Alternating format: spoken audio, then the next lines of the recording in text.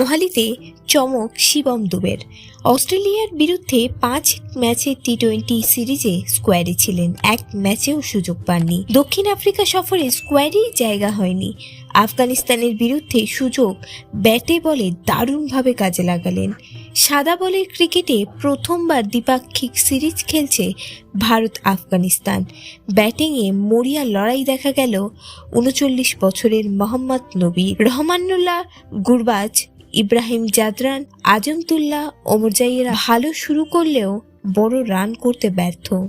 মোহাম্মদ নবীর 27 বলে 42 রানের সৌজন্যে ভারতকে 159 রানের লক্ষ্য দেয় আফগানিস্তান। প্রত্যাবর্তন সুখকর হলো না ব্যাটার রোহিত শর্মার। রান তাড়ায় ইনিংসের দ্বিতীয় বলেই রান আউট হয়ে ফিরলেন। শিবম দুবে দুর্দান্ত জুটি করেন। তিলক ক্যামিও ইনিংস খেলে ফেরার পর শিবমের সঙ্গে জুটি বাঁধেন জিতেশ শর্মা। ক্যামিও ইনিংস খেলে তিনি আউট হলেও রিঙ্কুর অপেক্ষায় ছিল মোহালি।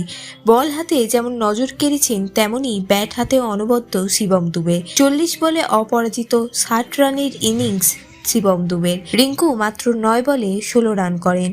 15 বল বাকি থাকতেই 6 উইকেটে জয়ের লক্ষ্যে পৌঁছে যায় ভারত। ভিডিওটি ভালো লেগে থাকলে বাংলার ক্রিকেট চ্যানেলটিকে অবশ্যই সাবস্ক্রাইব করে দিন।